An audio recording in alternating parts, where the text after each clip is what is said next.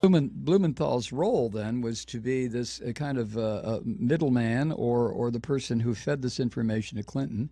Is that a fair statement? Yeah, yeah, and she knew it. I mean, I have some things I want to quote you from a couple of the emails, very short, Go ahead. just to give you a sense of the warnings that Blumenthal put on his emails.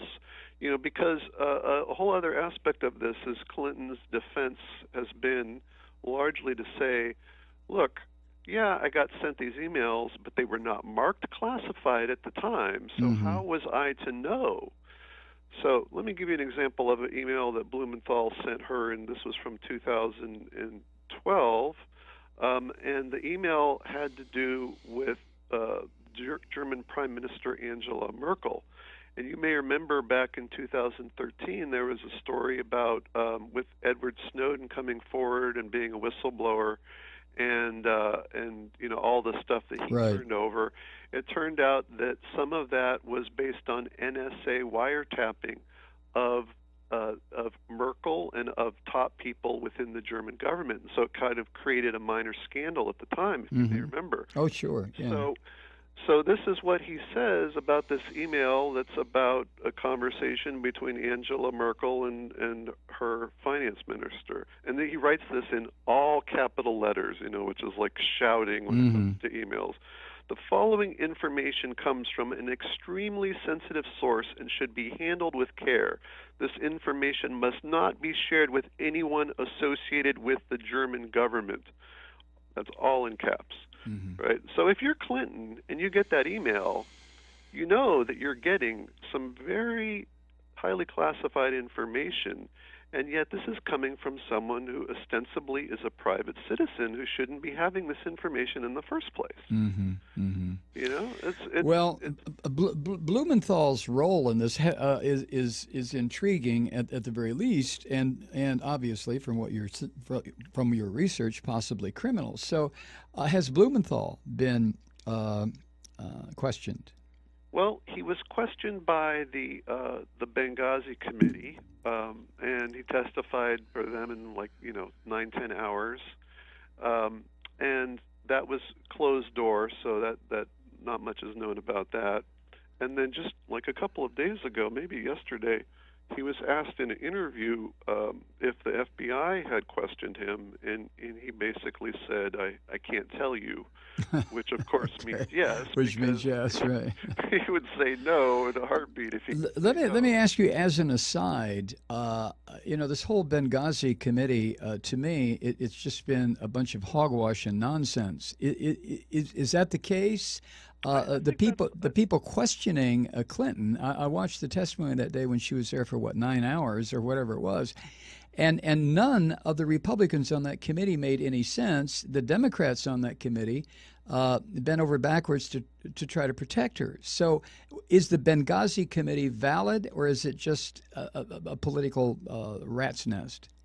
Well, you were reading that essay I wrote on the air earlier. I was saying that I didn't think this scandal was very much because I thought that other scandal was a witch hunt, and I still largely think it was a witch hunt. Right. There may be some things that actually are important and interesting in that scandal, but it seems like the Republicans didn't really want to dig into that because they had a preconceived notion of we're going for this final result, which we want because it's going to be damaging to Clinton and the Democrats, and these other things we don't really care about because it doesn't fit into that agenda. Right. There's some legitimate questions about what the heck was going on in that consulate in the first place. Right. That maybe Right. there was some covert CIA activity that was taking place that might not be completely kosher. But the Republicans, they don't seem at all interested in that. They just want to, No, how could we? they wanted the scandal. They wanted to embarrass Clinton when possibly sitting right in front of them was probably the worst case of malfeasance in the upper reaches of government since Watergate. Yeah, so the one good thing that's come out of that, in my opinion, is just sort of by accident, it started the whole process of learning about Clinton's emails, because when they started asking for Clinton's emails, the State Department said we have zero, and they said, well, how is that possible? Right. And so that's really how it all began back in 2014. So that's, but again, it's almost purely by accident. I think they've been kind of keystone cops through the whole thing. Oh, for sure. Now, your fifth point, the gross negligence, one might put it, the poor security with her server. Explain that for us. How would that be something that could lead to further legal problems for Clinton? Right. Well, it's hard to convey in a short time just how terribly run this private server was. I mean, you could take your emails and have them through, say, Yahoo Mail or Gmail or something like that, and you would have a security team. They pay a lot of people, to make sure there's strong encryption and all sorts of things are done to try to prevent hackers from breaking into your Right. email account.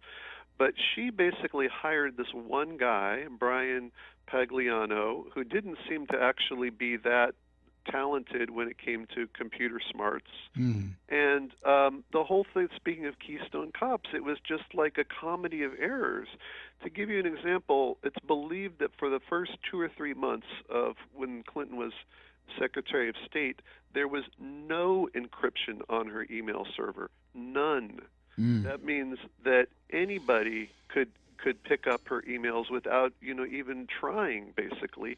And yet during that time she went on a diplomatic tour to Asia, to Right. China, to all these different countries. And wasn't she picking up her emails on her iPhone? And she was using a BlackBerry, BlackBerry. and later an iPhone, and yeah, that because it was unsecured, it would have just been open door for them to not only get her latest emails, but all her emails. Right. And that's just sort of the beginning of this, comedy of errors where there was poor encryption when there was encryption. There was, just all kinds of things you're not supposed to do. Like it had the website had an online login so that people could access it remotely, which opens up all kinds of possibilities for people to break into it. And furthermore, it gets almost absurd when you look what happened in 2013,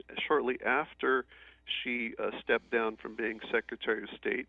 It seems like her association with Pagliano is coming to an end because he also, and a lot of her people, pretty much all of her people, kind of quit at the same time she did. So now she had to find somebody else to run her server. And she went to this one company called Platte River Networks, which was this mom and pop, really tiny, inexperienced company in Denver, Colorado. And it's this total mystery why the heck she picked this company out of any company. They had never dealt with any classified information. They had never dealt with even an out-of-state contract. And they were such a rinky-dink operation that they were run out of an apartment in an apartment building, and the apartment didn't even have a security alarm on it. And keep in mind that Clinton had to know that these had top secret, very highly classified information. Not a single person in the company had a security clearance. Okay, let me ask you to pause right there. It's just staggering to me that Clinton was she this careless? Was she this arrogant? What word would define what was going through her mind? I mean, in the first place, traveling with an unsecured a BlackBerry or an iPhone, and then using this mom and pop operation, as you put it, for her new server. Did she not understand? She's not a stupid woman. How did this happen? This part of it. Yeah, well, since I put out this timeline, I've been contacted by some people who know a lot about computers and a lot about security, and they've told me that they literally cannot fathom this. They cannot understand how somebody could possibly do this. It's such a dunderheaded move. It makes no sense. So maybe it was just hubris.